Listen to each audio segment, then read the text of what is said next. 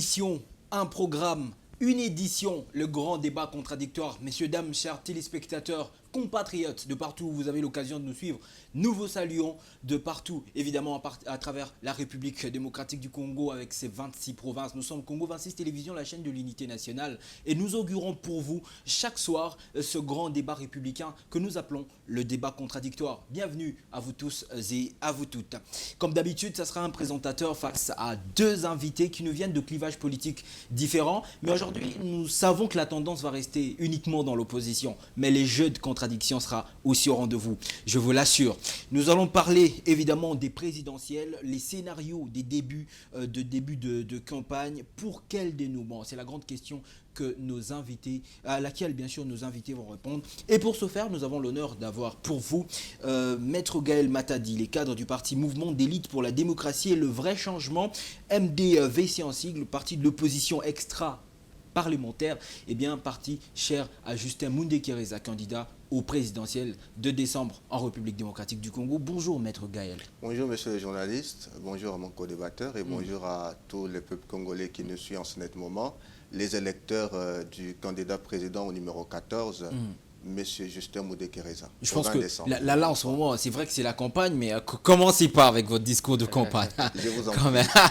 Merci d'être de notre Maître Gaël Matadi. De l'autre côté, il a parlé de son co-débatteur parce qu'évidemment, il est déjà avec nous. Il est journaliste et analyste politique très très proche du parti Piste pour l'émergence de cette Kikuni. On va comme ça accueillir en deuxième lieu Monsieur Eli Mondonga. Bonjour et bienvenue. Bonjour, merci beaucoup, merci de l'invitation. Je salue les téléspectateurs, je salue Maître Gaël également. Je salue tous les Congolais qui sont en ébullition des campagnes en ce moment, les Congolais de l'Est. De partout à travers la République. Surtout le Congo central, l'oriental et l'Est qui ont accueilli je pense, les deux grands candidats de la présidentielle. En tout cas, je salue tout le monde et je salue ceux qui aiment bien vous suivre. Très bien, ils sont nombreux et ils sont là à nous faire savoir sur le numéro qui est au bas de leurs écrans qu'ils nous suivent de partout, on aime le dire, de partout à travers la République. Eh bien, je vous rappelle la thématique, parce que vous la savez déjà. Ouais.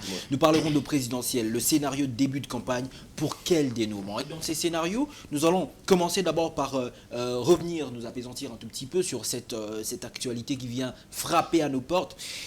6 candidats à ces présidentielles, dont Martin Fayulu, Théodore Ngoy et Denis Mukwege, appellent le procureur général près de la Cour de cassation à mettre en détention préventive Denis Kadima, président de la Commission électorale nationale indépendante, et Peter Kazadi, ministre de l'Intérieur, l'un pour n'avoir pas encore affiché les listes des électeurs et l'autre pour n'avoir pas assuré une sécurité rapprochée avec des policiers pour chacun des candidats à ces présidentielles. Quel sera l'avis de nos co-débatteurs, enfin de nos invités? On va commencer d'abord avec toi, Eli Mondonga. Pour quel objectif? Pourquoi est-ce que, à ton sens, Martin Fayulu et Denis Kadima, Théodore Ngoy et associés appellent à l'arrestation du président de la CENI et du ministre de l'Intérieur? Merci de la question. D'abord, il y a deux aspects sur la question. Le premier aspect est juridique. Je préfère le laisser à Maître Gaël pour le fait d'être professionnel. D'avoir les deux pieds voilà, dedans. Dans ça. Effectivement, il est professionnel dans le domaine.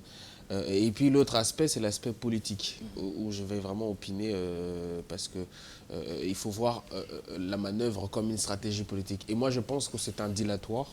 C'est un dilatoire. Pourquoi je dis que c'est un dilatoire? Parce qu'il faut analyser les candidats qui portent cette plainte-là. Premièrement, vous avez M. Théodore Ngoy, je crois qu'il a sa 3e participation à la présidentielle, mais qui n'est pas, toujours pas un candidat poids lourd, comme on dit, dans la scène politique. Donc, je ne pense pas personnellement qu'il soit prêt pour une énième élection à laquelle il n'aura que les résultats qu'il fait d'habitude. Donc il a tout intérêt à créer un dilatoire. Le deuxième, c'est Martin Fayulu, dont on sait qu'il a tergiversé récemment parce qu'il est parti sur ce processus avec une forme de retenue, comme quoi il ne serait pas candidat, il n'a même pas une liste aux législatives. Et soudainement, on l'a vu revenir parce qu'il s'est rendu compte que le processus continuait sans lui.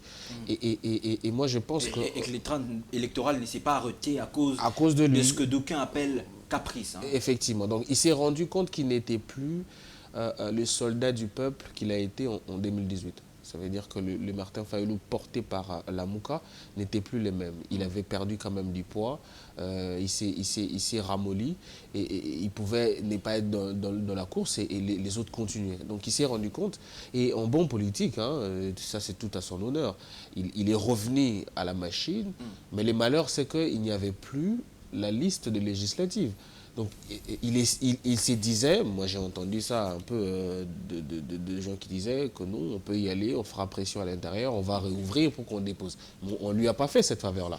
Donc aujourd'hui, il est mis en mal quand vous regardez toutes Il est un peu handicapé, c'est ce que tu veux dire. Effectivement, quand vous regardez toutes ces interventions médiatiques, on s'accroche à lui sur cette question-là parce qu'on lui pose la simple question, comment est-ce qu'il va diriger sans député? On n'est même pas sur la question de la majorité, on est sans député.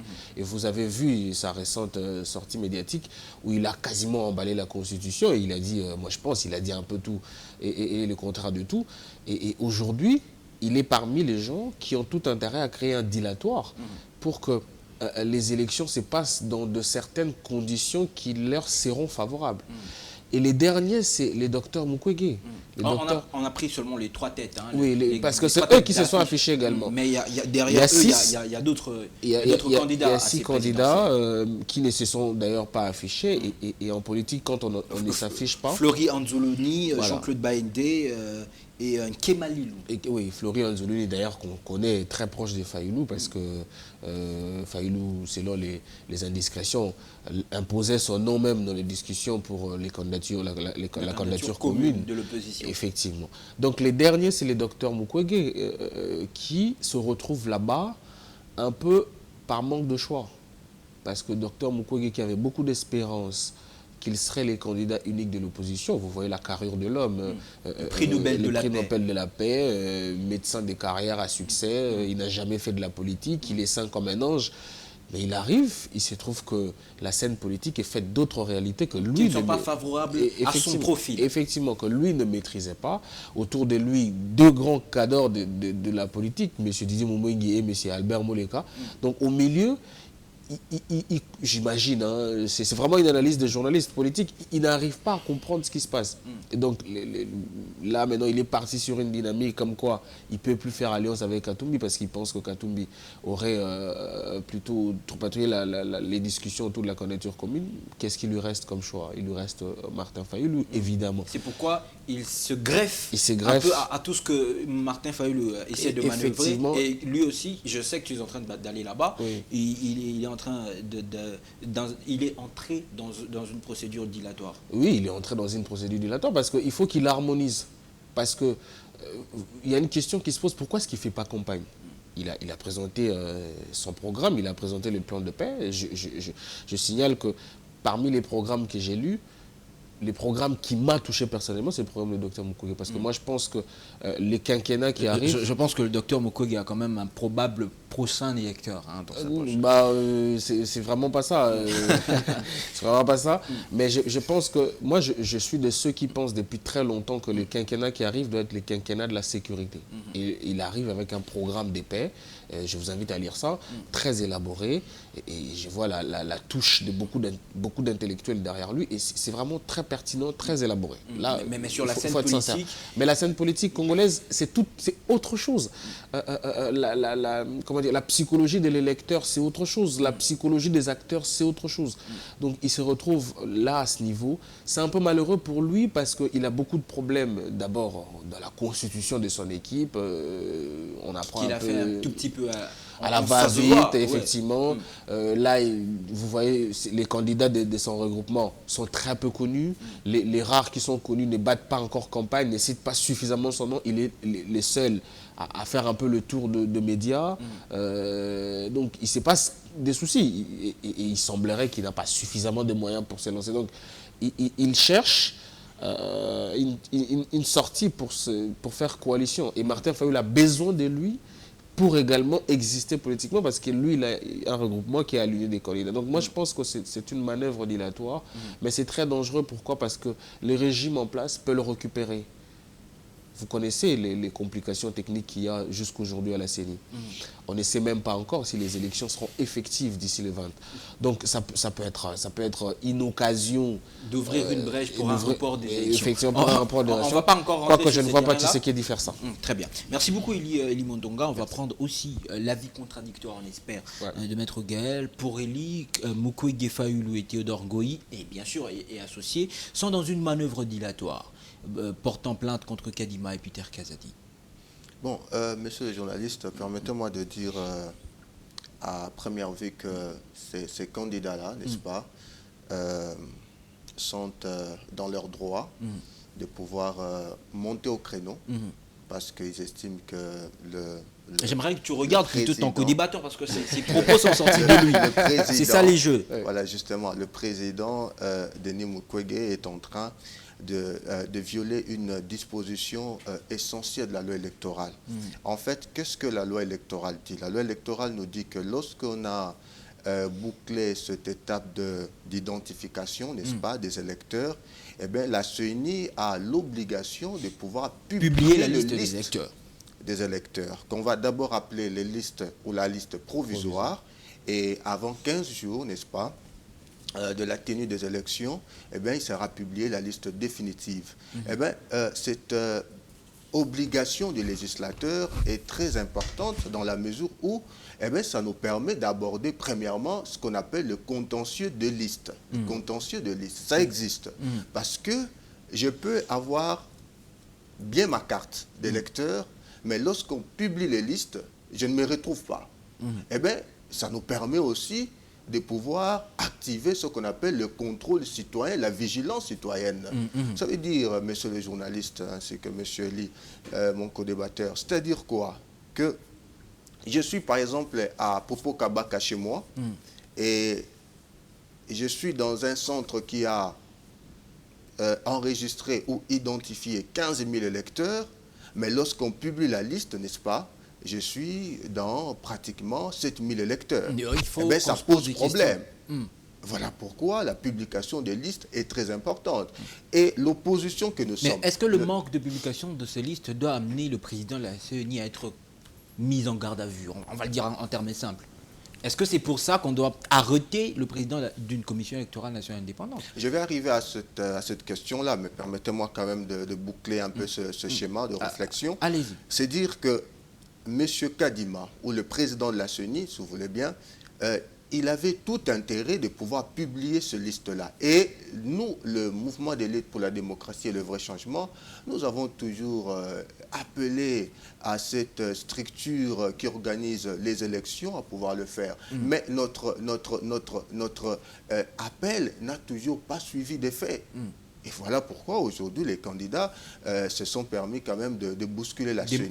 Alors, tu avais dit au début que ces candidats se sont permis de monter au créneau. Oui, mais justement, et j'ai dit qu'ils ont raison de le faire. Mais est-ce que la loi électorale prévoit une disposition qui sous-tendrait que lorsque le président de la CENI pêche à cette disposition de pouvoir publier les listes provisoires ou quasiment définitives en ce moment, et donc il se mettrait en détention préventive, eh bien c'est ça la faiblesse de la loi. La loi n'a pas prévu une disposition contraignante. Ok. Donc il n'y a pas une disposition contraignante sur ou qui pèserait sur le président de la CENI. Et donc à partir de ce moment-là, nous pensons que toute la pression qui peut être faite, ça devra être une pression politique. Voyez-vous, la faiblesse de la loi, je le rappelais, et nous pensons également que lorsque le président Justin Moudekereza sera au pouvoir, eh bien ce genre d'erreur déjà dans la loi n'existera pas. Parce que celui qui organise les élections, n'est-ce pas, le chef d'orchestre des élections ne doit pas se comporter en homme sans obligation. Et il doit y avoir l'épée de Damoclès pénale sur l'organisateur des élections. Et si nous allons dans ce sens-là, nous pensons que ça nous aidera à pouvoir sécuriser le processus électoral. Pourquoi? Parce que derrière cette irrégularité, nous, l'opposition extra-parlementaire, et surtout que nous sommes partie prenante, n'est-ce pas, au sprint électoral, eh bien, nous nous disons qu'il y a un projet il y a un projet de fraude. Il y a un projet de fraude qui ne dit pas son nom. Donc vous voyez en ce manque de publication en ce moment de la liste, on va dire, définitive des électeurs, vous regardez avec un œil pour dire que c'est frauduleux. Mais justement, monsieur le journaliste, mais justement, pourquoi ne voulez-vous pas que nous puissions envisager cet aspect des choses à partir du moment où la publication de listes ne vous coûte pas grand-chose? En 2006, nous avons eu la publication de listes dans le temps. En 2011, nous en avons eu dans le temps. En 2018 également, nous en avons eu dans le temps. Et pourquoi en 2023, ici, nous devons tergiverser pour les publier? Et donc, ça laisse à désirer. Ça laisse sérieusement à désirer. C'est un peu, pardon, permettez-moi de mettre une assise. Je pense que c'est ton droit. Si, c'est un peu facile d'accuser à la fraude. Parce que toutes les élections qui viennent de citer tout à l'heure, qui ont publié les listes électorales, ont connu ce qu'on a appelé la crise post-électorale de revendication de la vérité des urnes. En 2006, on sait... Avec Jean-Pierre Bemba. En 2011, avec Étienne Tshisekedi. En 2016, avec Martin Fayulu. En 2018. Pardon, excusez-moi, en 2018. Si tu as voté en 2016, il faut le dire. Excusez-moi, je suis resté dans la logique constitutionnelle des choses. En 2018. Donc, il y a eu des listes publiées. Pourtant, les gens ont réclamé la fraude. Ils ont accusé qu'il y avait fraude. Donc, ça veut dire par la logique que la publication des listes n'est pas une garantie pour qu'il n'y ait pas de fraude. Quoique c'est un droit, je suis d'accord avec lui. Mais le deuxième aspect des choses qu'il ne dit pas, il ne dit pas une chose, ou deux ou trois d'ailleurs. Il ne dit pas ceci. Il ne dit pas que le processus a commencé en retard. On a perdu 8 mois juste pour choisir les présidents de la CENI. Enfin, le bureau C'était même pas le bureau, c'était juste le président. On a Okay. perdu 8 mois pour choisir le président de la CENI. Le président de la CENI arrive avec toutes les complications des financements possibles. On a suivi tous les interviews de la CENI. Et le président de la CENI est allé très loin parce qu'il a répondu à la question qui se pose. Il a dit ceci. Pour de raisons techniques, on ne saura pas afficher les listes. Cependant, il y a un agent de la CENI, j'ai oublié comment on l'appelait, auprès de qui on peut vérifier toutes les listes électorales. Chose que les partis politiques c'est possible de n'ont pas vérifier, fait. pourquoi ne pas les afficher, Non. ces listes-là? Il a dit qu'il y aurait un problème technique d'affichage. Vous savez que jusqu'aujourd'hui, les décaissements complets des financements des élections n'est pas encore arrivé. Donc, les présidents de la CENI, ce n'est pas un petit dieu. Il n'a pas un laboratoire magique. Il n'a pas de bâton magique. Effectivement, non. Il travaille avec ses moyens et disons certaines choses avec un peu d'eau dans notre vin. C'est qu'a réalisé Kadima, effectivement avec beaucoup d'imperfections, mais on lui a demandé un peu de trop. C'est dans un temps record qui nous amène vers les élections. Je suis de ceux qui pensent que ces élections risquent d'être chaotiques parce que la technicité n'a pas suivi, je suis tout à fait d'accord. Mais qu'est-ce qu'il devrait faire, le pauvre? Qu'est-ce qu'il devrait faire? Je chute juste en disant que cette faiblesse de la loi que vous appelez faiblesse, ce n'est pas autant une faiblesse. Parce que les élections chez nous, on ne fait pas un débat comme si on était en France. Les élections chez nous, c'est encore compliqué. Quand vous perdez 8 mois pour choisir simplement un président de la CENI et que vous allez le mettre en prison ou en détention à 30 jours des élections, ça va encore prendre du du temps. scrutin, donc vous devriez encore revenir 8 mois pour chercher qui va être le président de la CENI. Vous voyez que là, on donne carrément le pouvoir à... On ne pourra pas respecter le calendrier électoral. Effectivement. On va perdre du temps, Maître Gaël. Énormément du temps. Non, mais vous savez une chose, c'est que vous ne pouvez pas vous recroqueviller ou vous baser sur les expériences du passé en termes de fraude pour ne pas, améliorer. Voilà, dire que ce qui va se passer là, ça pourrait se placer dans l'actif de la fraude de M. Tshilombo, de concert avec son colistier qui est au niveau de la CENI. Moi, je dis non. En fait, à chaque mandature, vous avez une philosophie, un système de fraude qui est mis en place. Et c'est ce que mon co-débatteur n'a pas, en tout cas, remarqué. C'est-à-dire, si en 2018, récemment là, n'est-ce pas, nous n'avons pas connu ce problème et que vous avez dit, malgré la publication de ces listes, il y a eu fraude, mais écoutez, c'est dans le schéma, parce que nous sommes politiques, c'est dans le schéma, c'est dans l'intention de M. Tshilombo, le président sortant, de pouvoir utiliser cette fois-ci ces listes non affichées par Kadima au fin de pouvoir se conforter sur le plan électoral. Et voilà pourquoi nous avons dit non. Et vous dites ici que nous avons connu beaucoup de retard. Mais regardons-nous en face. Est-ce que M. Kadima peut nous regarder en face et nous dire que ce retard est dû parce que lui, il a été d'une certaine manière placé de par un forcing. Eh bien, il y a eu un forcing. Je ne vais pas revenir sur ce débat-là parce que nous allons perdre du temps. Combien de fois l'opposition n'a pas apprécié, n'est-ce pas, la désignation de M. Kadima? Et ça ne s'est pas arrêté là. Lorsqu'il a pris le fauteuil pour apaiser tout le monde, il a organisé un cadre de concertation. Je sais que vous êtes journaliste et vous connaissez ce que je dis bien. Très bien. Eh bien, d'ailleurs, ton co-débatteur aussi, on a tous ces informations. Dans ce cadre, mais là, il intervient comme co-débatteur. Allez-y. Il n'a pas enlevé sa casquette de journaliste. Alors, vous êtes sans ignorer que dans ce cadre de concertation, n'est-ce pas, Kadima avait rassuré les candidats. Kadima a dit ceci, je vous rappelle, que je veux respecter le prescrit de la loi. Ça veut dire, partant de l'organisation... de l'enrôlement. Voilà, de l'enrôlement. Et bien sûr, respecter toute la feuille de route. Hein. Toutes ces étapes-là. Et tout ce qui est prescrit dans la loi électorale qui organise les élections. N'est-ce pas, a été concocté et publié par sa structure. S'il n'était pas en mesure de pouvoir endosser cette lourde responsabilité, n'est-ce pas, qui devra présider aux destinées des Congolais, il pouvait carrément nous dire, en tout cas, c'est très lourd, moi je ne peux pas, trouvez-vous un autre président sur la question des listes électorales, il a répondu. C'est le problème, ça veut dire qu'il a dit qu'il a une difficulté technique d'afficher, mais qu'il y a un agent qui peut donner des listes. Ça ne passe pas, s'il vous plaît. Pourquoi est-ce que vous n'êtes pas allé chercher les listes, par exemple? Ça ne passe pas. Pourquoi? Parce que vous pensez que la liste, je vous ai parlé ici du contentieux des listes, mais si autant moi et vous avons la possibilité de pouvoir aller sur Internet et la dame ou encore le monsieur qui est chez moi là-bas, Kasumbalesa, comment il fait? Voyez-vous? Et la loi ne dit pas cela. Qu'est-ce qui vous garantit que la même dame se serait déplacée? Et la loi ne dit pas cela. Et la loi ne dit pas que ces listes-là, n'est-ce pas, doivent être transportées de manière virtuelle, ainsi de suite. Nous devons afficher les listes. Je crois qu'il y a une... Il y a beaucoup de choses que la loi ne dit pas non plus. J'ai rappelé la pédagogie. On va aller aux élections sans Massissi, sans Rutshuru. La loi n'a pas prévu quand même la pédagogie. J'ai dit premièrement, ça nous permet, nous, n'est-ce pas, ça crédibilise le processus électoral, je vous l'ai dit. Parce que c'est dans le schéma, n'est-ce pas, de Kadima, l'exécutant, ou de Chilombo et Kadima, l'exécutant, de pouvoir poser des actes irréguliers, n'est-ce pas, pour avantager le candidat sortant ou le président sortant. Moi, je pense... S'il vous plaît. Il va finir, on va rebondir. Dans mon temps d'antenne. Bien sûr, bien sûr. Voilà. Alors, nous disons que toutes ces tergiversations, n'est-ce pas, rentrent dans l'unité d'intention.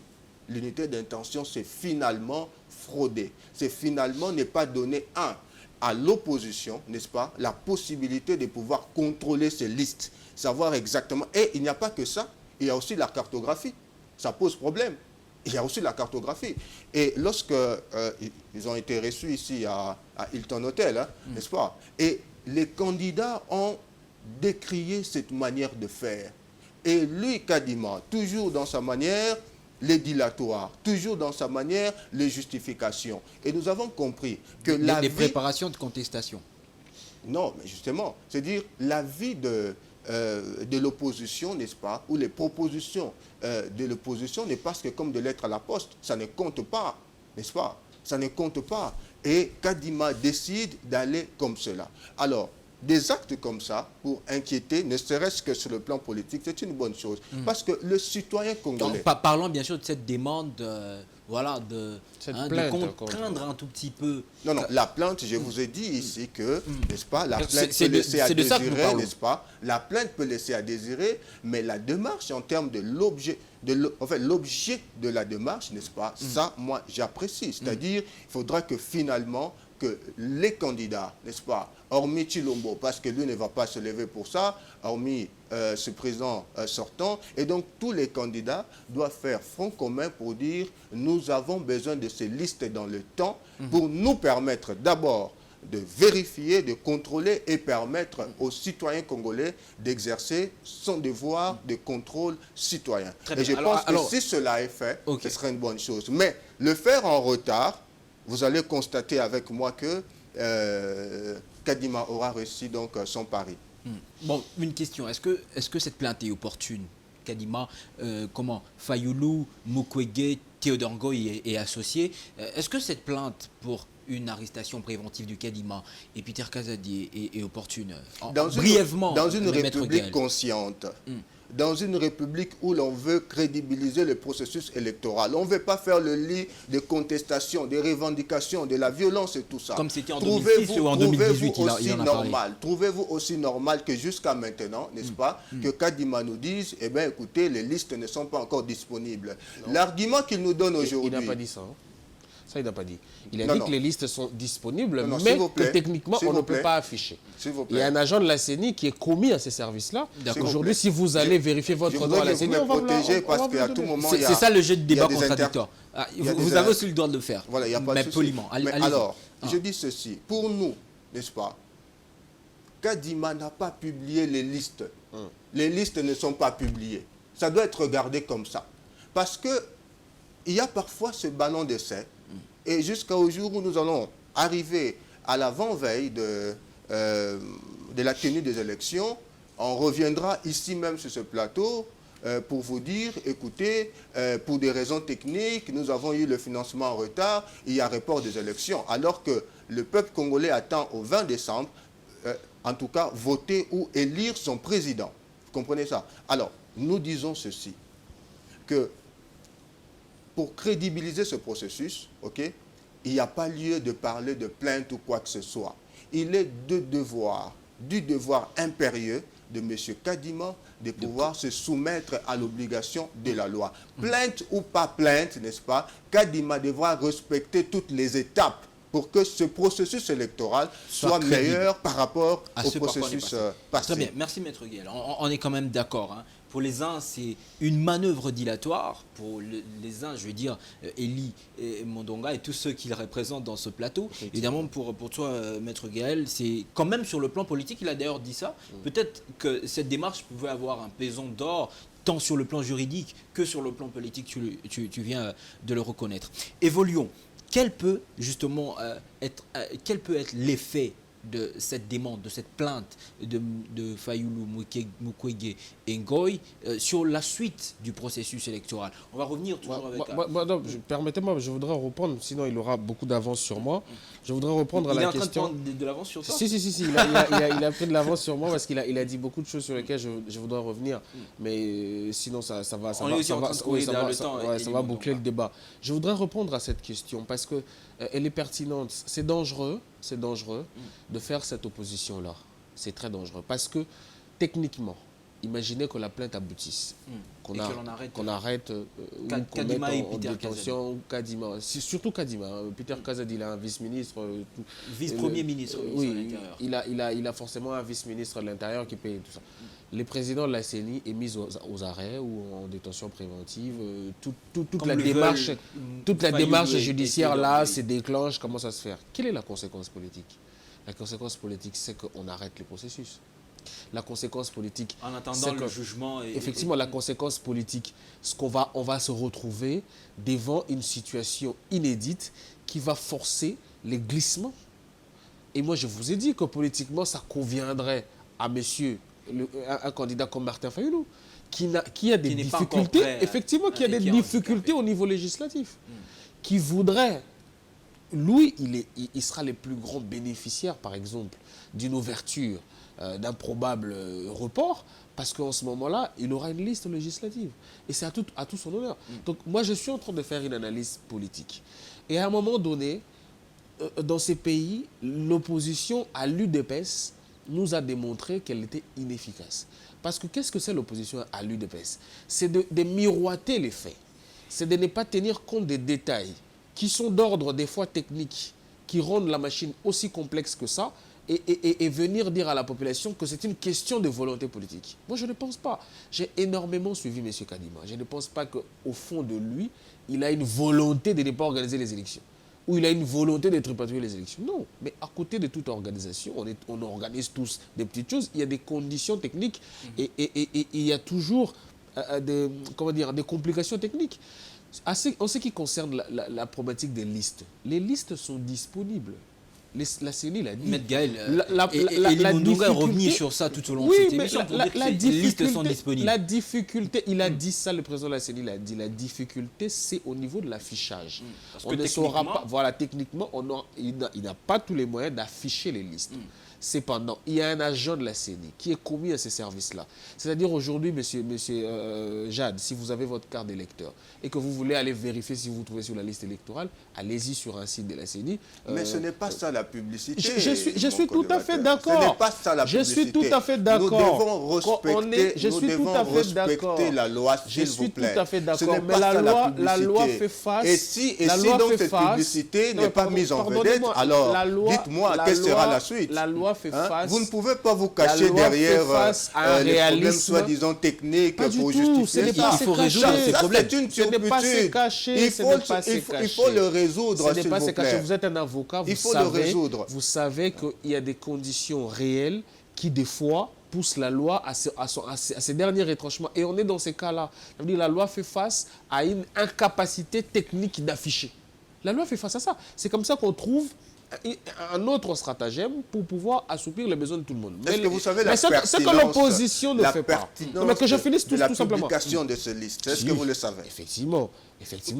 Tu auras le temps de revenir sur ces conséquences. On va finir avec Elie. La pertinence légale, je suis d'accord avec vous, mais je pense que la stratégie trouvée ne change en rien l'objectif de la publication des listes. Ce que les partis politiques ne font pas dans l'ensemble d'ailleurs, c'est préparer les élections. Pourquoi est-ce que votre parti, par exemple, n'est pas allé chercher les listes? Alors qu'on dit qu'il y a un agent qui est commis à ces services-là. Pourquoi est-ce que les partis politiques ne sont pas allés vérifier? Est-ce que c'est au parti d'aller chercher les listes? Bah évidemment, puisqu'on a... Qu'est-ce que dit la loi? Non, monsieur Jade, ne faisons pas du juridisme. D'accord. Ne faisons pas du juridisme. On est sur on a la loi. Je suis tout à fait d'accord là-dessus. Que la loi a prévu la publication des listes. Il faut la mise en public des listes électorales. Mais la CENI, en tant qu'organe technique, vous démontre que nous sommes dans une incapacité technique de publier les listes. Nous sommes dans une incapacité technique de publier les listes. Qu'est-ce qu'on fait?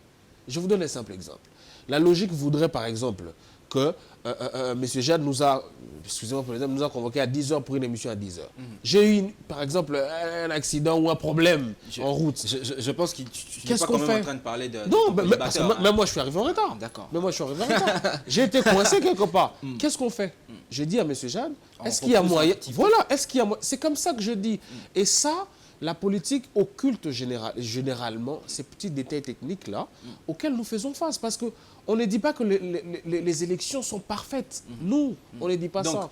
Brièvement, tu ne vois pas en ce manque de publication de liste électorale un problème frauduleuse? Non, pas du tout. Au contraire, parce que je chute au contraire parce que la CENI n'a pas refusé de mettre en possession des partis politiques cette liste-là.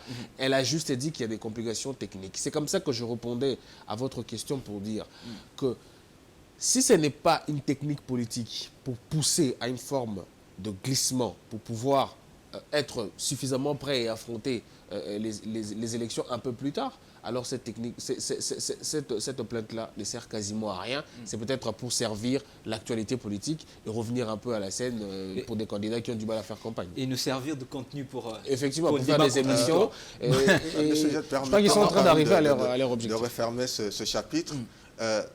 Nous ne pouvons pas gérer les questions aussi sensibles comme ça avec beaucoup de légèreté. C'est ça le regret. Lorsque vous parlez de problèmes techniques, nous comprendrions si ce problème technique, n'est-ce pas, venait avec une semaine de retard. Mais délibérément, M. Kadima a confisqué les listes de peuple congolais. Mais non. C'est confisqué, je vous dis. Comment est-ce que vous allez démontrer cette volonté-là de confisquer? Je vous dis que ce liste-là... Démontrer cette volonté-là. Comment est-ce qu'il a fait ça délibérément? Et ce n'est pas normal. Et ce n'est pas normal. Est-ce que vous savez qu'il y a ce qu'on appelle la publicité? Parce que, vous le dites ici, que mon parti devait aller chercher ce liste-là. Mais nous serions dans quelle république? Nous serions dans quel processus électoral où un parti politique va aller chercher les listes et commencer à afficher? Combien d'électeurs nous avons? Kadima nous dit nous avons autant d'électeurs. Et comment nous, partis politiques, comment nous, peuple congolais, nous pouvons contrôler cela? Il ne s'agit pas des individus, mais il s'agit de l'ensemble de notre peuple.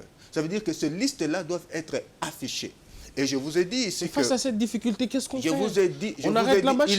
Il est là Parce que c'est comme ça qu'il faut réfléchir. Non, il est là pour contourner les difficultés. Et nous ne voyons pas de difficultés pour cela. Et je vous rappelle, peut-être que vous avez un peu la mémoire ailleurs, mon co-débatteur. Est-ce que vous savez qu'on a quasiment fait le même débat lorsqu'il s'agissait de cartes d'électeurs, n'est-ce pas? Nous avions reçu des cartes défectueuses.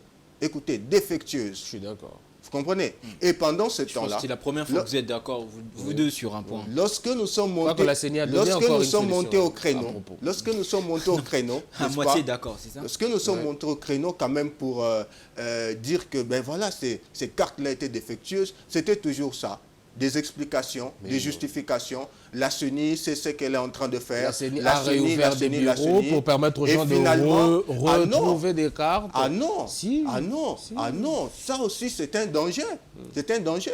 Qui vous dit que cette réouverture de bureaux, n'est-ce pas, ne va pas être regardée ou être pris comme une seconde manière de procéder à l'enrôlement. Franchement, si vous avez autant de méfiance, ne participez pas parce que là, ça frise la mauvaise foi. Non, c'est dire que c'est M. Kadima. M. Kadima nous met dans une situation, s'il vous plaît, parce que vous avez votre temps d'antenne. Il peut finir. M. Kadima nous avait mis dans une situation où, n'est-ce pas, les cartes défectueuses, il le savait bien. C'était délibéré. Je vous dis que les actes qui sont posés, c'est dans l'unité d'intention de la fraude électorale au profit de M. Chilombo. M. Kadima le savait bien. Parce que nous lui avions dit que les cartes de 2018 étaient toute autre carte, sauf les cartes d'électeurs. Ces cartes-là. Mais aujourd'hui, nous sommes à quelques 2 semaines ou 3 semaines de la tenue des élections, au 20 décembre. Et bien voilà, nous passons à un nouvel enrôlement. Ça, c'est un nouvel enrôlement. Et ça fait le lit d'un candidat. C'est pas ce qui se passe. De deux, vous devez savoir aussi une chose. Lorsque vous présidez une institution comme la CENI, vous n'êtes pas le seul président. Il y a un président et il y a un vice-président. On parle de bureau. Voilà. Il y a tout un bureau. Que Kadima soit là ou non, n'est-ce pas, la CENI ne va pas s'arrêter. Bien que je vous ai dit au départ, d'entrée de jeu, que cette plainte, n'est-ce pas, ne va pas donner grand-chose parce que l'action sera déboutée. Et je vous ai démontré cela ici. Je vous ai dit que dans la loi, n'est-ce pas, il n'y a pas une disposition contraignante en fait, qui pèserait sur, voilà, au plan pénal. Donc, il n'y a pas cette disposition. Il n'y a pas cette disposition.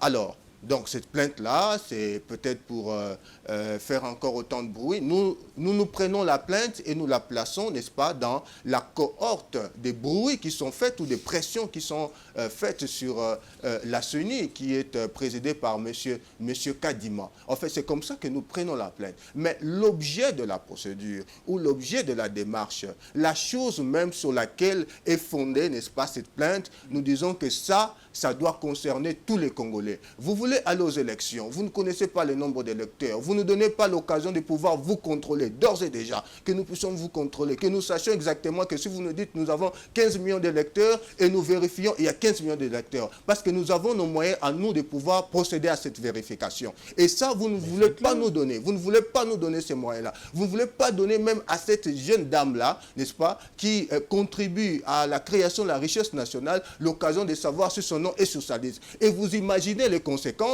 Vous imaginez les conséquences au 20 décembre à 7h30. Moi, Maître Matadi, je me présente dans un bureau comme ça, n'est-ce pas, de vote, et j'arrive, on vous dit qu'il n'y a pas mon nom. Et encore, je vous l'ai dit, le nombre de Congolais qui se sont enrôlés, c'est quand même considérable. Ça veut dire qu'il faut donner un temps maximum, n'est-ce pas, un temps imparti, pour leur permettre de vérifier. Et si vous avez ces scandales au 20 décembre, alors que tous les projecteurs du monde sont braqués sur nous, est-ce que vous savez une énième opprobre que vous allez encore mettre sur le visage de la République? Vous faites ces procès-là? On va s'apaisantir un peu sur ce que vient de dire Maître Gaël. Arrivé ce 20 décembre, devant ce bureau de vote et que tu ne trouves pas ton nom, alors qu'il a dit, on est tous d'accord, que les projecteurs du monde entier, les caméras du monde entier seront braqués sur nous. Comment on va faire? D'abord, ce serait désolant qu'un électeur n'ait pas la possibilité de voter. Alors pourquoi on n'arrive pas sur le moment de prévenir? Je suis en train de partir dans le sens de... Pour qu'il ne trouve pas son nom. Mais si je devrais rester dans sa logique de réflexion, cet électeur-là qui ne trouve pas son nom, c'est une perte pour tous les partis. Parce que pas seulement pour... Voilà, vous ne savez pas pour qui il va voter ou elle va voter. Donc, autant que la majorité et l'opposition, on va perdre un électeur ou une électrice.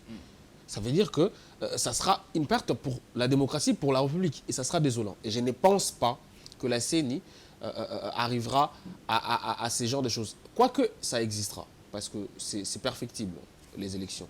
C'est une œuvre humaine. Ça veut dire qu'il existera des choses comme ça, mais la question c'est autour de la proportion. Est-ce qu'on aura des cas, des difficultés à proportion grande? Je ne pense pas. Mais nous n'en aurons une panoplie. C'est là où je me sépare de vous. Parce que le processus... C'est là où je me sépare de vous. Le processus est biaisé depuis... C'est là où je me sépare de vous.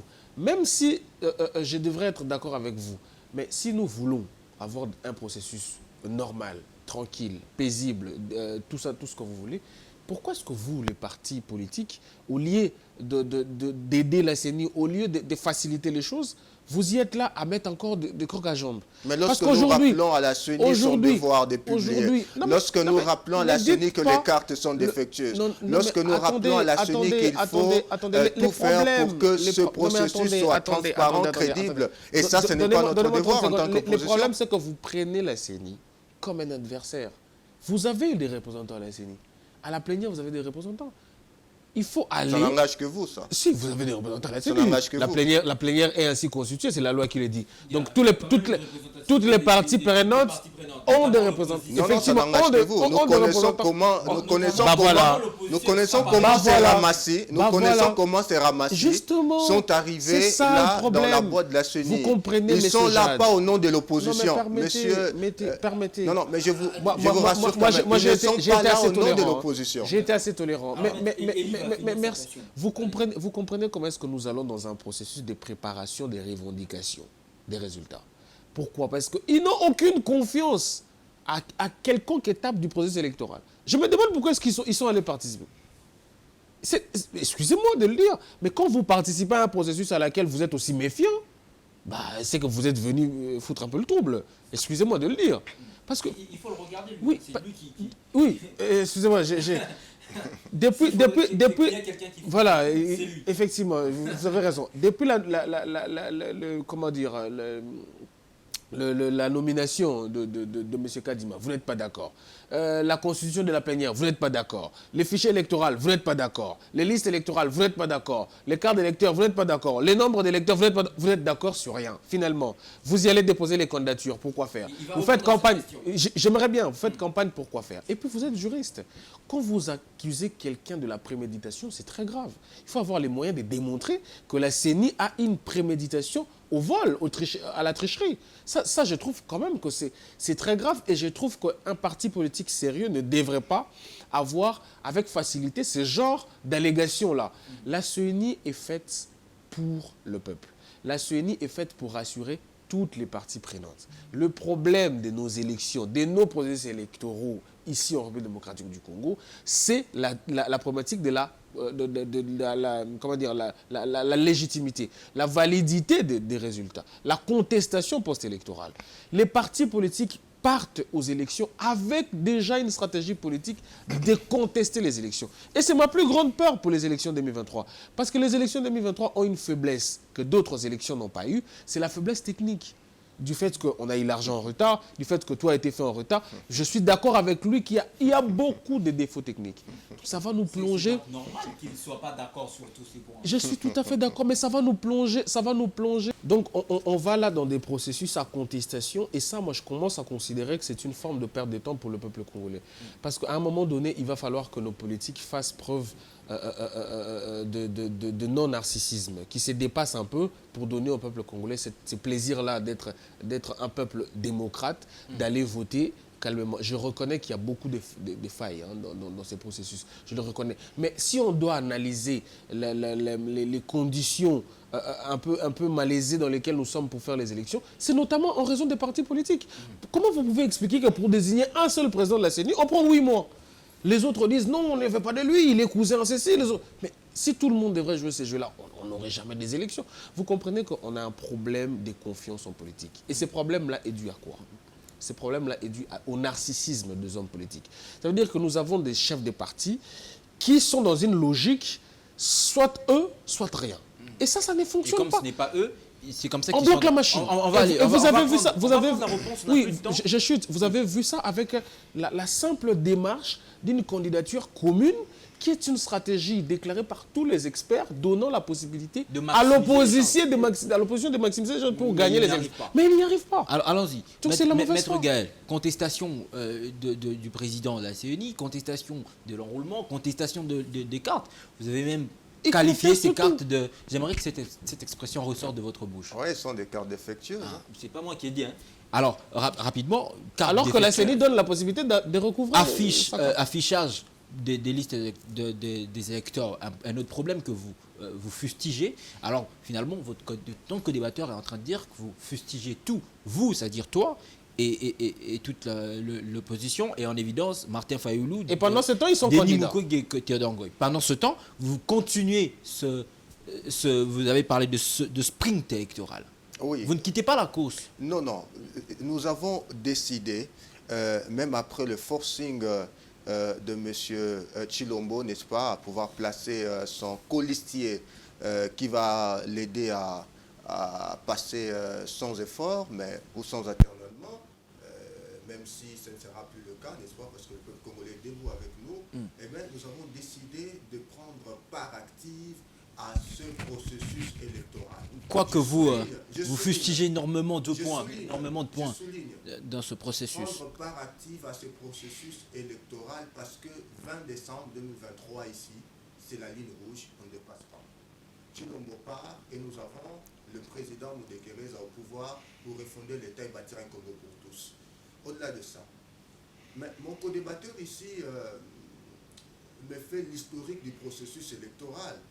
Et à la fin, il dit que c'est l'opposition qui a tort parce que c'est l'opposition qui je parle des partis en général. Voilà, les partis politiques. Il a parlé de tous les partis. Ouais. Il est seulement proche d'un parti, mais il n'en fait pas partie. Je vous conseille. Je ne suis pas membre des partis, évidemment. Je vous conseille cette division des choses. On arrive à la fin. Ce que vous devez savoir, c'est que les partis politiques sont les parties prenantes du processus électoral.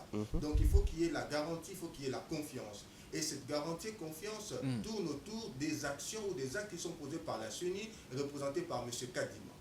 Les élections, c'est le bien du peuple. Le peuple influence, n'est-ce pas, la gouvernance au travers des élections. Et il faudra que nous nous rassurons que tout peuple congolais, ça veut dire chaque Congolais, a son droit de vote. Et nous allons travailler sur la sécurisation du droit de ce vote. Et je voudrais rapidement le dire ici. Vous avez dit que en fait, donc, c'est dans ce sens-là que vous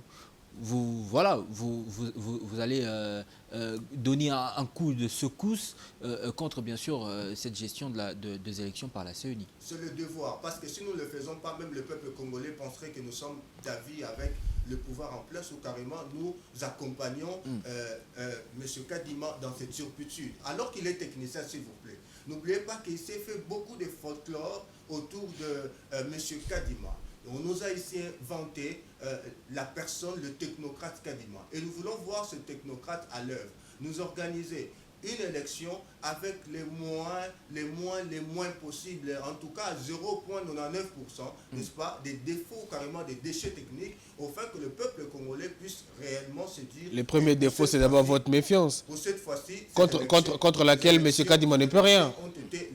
Si vous êtes simplement méfiant et de la mauvaise foi, qu'est-ce qu'il peut faire, lui? Depuis que ce processus a commencé, nous avons fait toute une liste des erreurs, toute une liste des actes que je vous ai dit, ça rentre dans l'unité d'intention. Nous sommes politiques, s'il vous plaît. Nous analysons les questions électorales au jour le jour. Nous connaissons notre monde électoral. Et lorsque nous vous disons que ces actes-là qui sont posés de manière éparpillée, apparemment vous avez l'impression qu'il n'y a pas de lien. Mais en réalité, tout est relié, tout est mis pour qu'un candidat soit favori. Nous pensons que cela ne doit pas... Mais pourquoi Katumbi et les autres vont aux élections? Pardon, pourquoi est-ce que Katumbi et les autres vont aux élections, ne posent pas cette question des listes électorales? Ils se préparent à le vote, ils ont préparé leurs témoins. Lors de la concertation c'est une question de mauvaise foi. N'est-ce pas? je vais me rappeler ici à l'hôtel Hilton. Mais le président Kadima a répondu. Le président sortant. Il a répondu. Ont encore une fois de plus fustigé. Le président Kadima a répondu à la question. Très bien. Il a répondu à la question. Pour l'intérêt des téléspectateurs. Très bien. Il faut que nous, l'opposition, nous, peuple congolais, que nous ayons à regarder, en tout cas, de fond en comble, si ces listes représentent la réalité ou non. Si c'est bon, nous allons et si ça ne représente pas la réalité, qu'est-ce qu'on fera? Si ça ne représente pas la réalité, je crois que le peuple va se... Ça, c'est une belle question. Très bien. Quel serait l'effet de cette demande, cette plainte sur la suite du processus électoral? Si aujourd'hui on arrivait à ne pas afficher, ça continue comme ça et qu'on n'affiche pas ces listes électorales, quelle serait la conséquence, Maître Gaël, en quelques minutes en tout cas, enfin quelques secondes, maximum 30. Mais je serais sidéré si M. Kadima s'obstinait à ne pas afficher ces listes-là. Quelles conséquences sur le processus électoral? La conséquence, le processus électoral, c'est que le processus électoral ici sera davantage biaisé.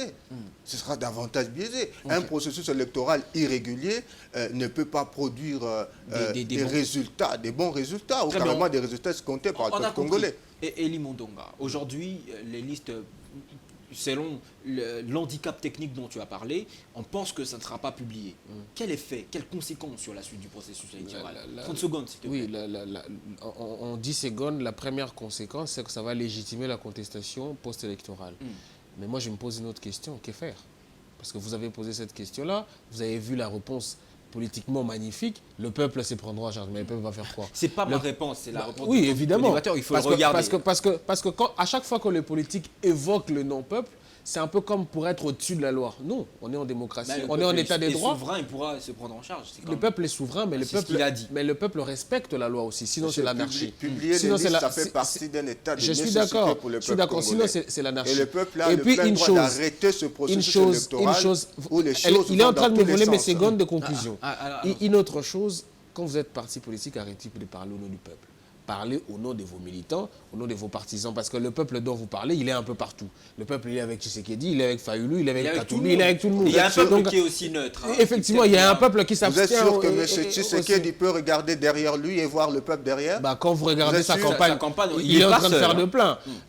Il a été élu en 2018. Non, mais vous savez que... Quand vous regardez les sondages qui sont donnés, il est quand même... qui sont encore favorables à lui. Même dans un match de Real Madrid, vous avez les supporters de Barça qui viennent, non pas pour vous soutenir. Oui, mais ne parlez pas au nom des autres, voilà. Parlez au nom de vos militants. C'est dire, faire ce plein-là ne veut pas dire que le peuple est avec vous. Parlez au nom de votre parti. Moi, je rappelais ici la position de mon parti. On ne va pas afficher ces listes électorales parce que justement, techniquement, on n'y peut rien et allons-y quand même. Allons-y. Moi, je pense que ce que les partis politiques doivent faire, c'est préparer l'observation électorale, préparer les témoins. Moi, je suis assez d'accord avec ce que Seth Kikouni dit, par exemple, en appelant les gens... Voilà. Non, mais c'est d'abord sur le plan de la réflexion, en appelant les gens à rester veillés le jour du vote jusqu'à ce que les résultats soient publiés bureau par bureau. Parce qu'on a eu des complications techniques, il faut appeler à la vigilance électorale. Déjà avec les listes, c'est une promesse qui est non tenue et vous pensez que l'élection sera publiée bureau par bureau. Nous avons besoin à chaque étape de garantie. Nous avons besoin d'avancer ensemble. Mais M. Kadima ne peut pas nous dévancer. Si les électeurs ne peuvent pas, lui, Chilombo et Kadima, ils ne peuvent pas nous dévancer. Vous avez besoin d'un autre numéro du débat contradictoire. Si vous êtes d'accord, on va l'augurer la semaine prochaine pour continuer avec ces grands débats. Nous sommes vraiment limités par le temps. Je voudrais même demander aux téléspectateurs d'appeler au numéro qui est au bas d'écran et demander plus de temps d'antenne à cette émission. Et c'est comme ça que nous concluons. Comme d'habitude, on va repartir avec toi, Elie Mondonga. 4 petites questions. Est-ce que dans cette émission, tu as dit que c'est des manœuvres dilatoires de Mukwege, Théodore Ngoy et bien sûr Martin Fayulu lui est associé de chercher une plainte contre le président de la CENI? Effectivement, je pense que c'est une manœuvre dilatoire. Manœuvre dilatoire et que ça conviendrait très bien à ces groupes d'opposition-là d'aller au dialogue. Tu as dit dans cette émission que tu sens en Denis Kadima la volonté de bien organiser les élections. Évidemment, je crois beaucoup à ses compétences techniques et il a été fauché évidemment par les financements et par un retard. Dans cette émission, tu as aussi dit, tu le reconnais, que tu as été séduit par le projet de société de Denis Mukwege. Si, J'ai été très séduit par le plan du paix de Denis Mukwege parce que je pense que le quinquennat qui arrive, c'est un quinquennat de sécurité. Il va falloir imposer la paix en démocratie. Dernière question, dernière ligne droite pour finir avec toi. Tu as dit dans cette émission que pour toi, tu penses qu'on peut aller aux élections sans que la CENI soit obligée d'afficher les listes des électeurs? C'est très possible, puisque ça n'arrêtera pas la marche à suivre, ça n'arrêtera pas la continuité de l'État. Et je pense qu'il y a possibilité que les partis politiques exigent la clarté des élections par la vigilance électorale en demandant à la population de réclamer la publication des résultats bureau par bureau le 20 décembre. Très bien. Merci beaucoup, Élie Mondonga. Merci à vous. Maître Gaël Matadi, on va revenir avec toi. 4 lignes aussi à prendre avec toi. Est-ce que tu reconnais avoir dit dans cette émission que pour toi, c'est légitime de la part de ces candidats, Mukwege, Fayulu et Ngoy, bien sûr, et leurs 3 autres associés, de monter au créneau et de fustiger cette manière de gérer la liste électorale de la part de la Commission électorale nationale indépendante? Évidemment, parce que c'est un élément essentiel pour crédibiliser le processus électoral et pour contremander la fraude électorale après. Et vous avez quand même reconnu, quand je dis vous, c'est-à-dire toi et tous ces partis que tu représentes dans ce plateau, qu'il y a beaucoup d'irrégularités dans ce processus électoral, mais vous partez quand même. Et vous restez toujours dans ce sprint électoral. Nous sommes dans ce sprint électoral, quand bien même qu'il y a des irrégularités, et nous avons décidé d'avancer comme ça, mais tout en appelant M. Kadima à rectifier le tir. Mais à l'allure où ça va, M. Kadima s'entête et il pense qu'il nous a embarqué dans un bateau à destination incognito. Et ça, nous disons non. Et tu reconnais avoir dit dans cette émission que le 20 décembre, c'est la ligne rouge, que Tshisekedi partira et Justin Moudekereza remplacera. Mais ça, c'est l'évidence, parce que le peuple congolais derrière le président Justin Moudekereza pour refonder l'État et bâtir un Congo pour tous. Et donc, M. Tshilombo ne va que être conjugué au passé. Très bien, à partir du 21 décembre. À partir du 20 décembre, dès le jour où le vote commence, eh bien, la conjugaison au passé commence aussi. Avec Tshisekedi Tshilombo au passé. Voilà, président honoraire, sénateur à vie. Comme Joseph Kabila. Voilà, comme Joseph Kabila. Dernière question. Et il sera pour bien toi. traité, il ne sera pas manipulé ou encore inquiété comme Joseph Kabila le fait aujourd'hui. Très bien. Dernière question pour toi. On part aux élections avec ces irrégularités dont tu as parlé, et que si on n'arrive pas à gain de cause, que le peuple se prenne en charge. Le peuple est vigilant, le peuple ne va pas tolérer une fois de plus que son droit soit volé. Et ce peuple ici, en tout cas, je vous dis, il mettra avec le concours, n'est-ce pas, de nous, l'opposition extra-parlementaire, le MDVC, tous les mécanismes possibles pour que cette fraude n'ait pas lieu. Très bien. Merci beaucoup. Merci. Tout en regardant, on va finir par là. On n'a plus de temps. En tout cas, je demande beaucoup de largesse à la production. Rapidement, Élie Mondonga, en regardant ton co-débatteur du jour, je pense que ce sera le prochain pour la semaine prochaine aussi. En le regardant, qu'est-ce que tu as trouvé de positif chez lui? 30 secondes. J'ai trouvé quelqu'un de calme, quelqu'un de cohérent, un bon communicant, certains atouts pour son parti politique. Mais j'ai trouvé en lui moins des vérités politiques. On va revenir sur ça la semaine prochaine. On voudrait juste avoir les points positifs. Moins des vérités politiques. Non, mais faisons l'équilibre. Moins des vérités politiques et, bon, et beaucoup de propagande quand même.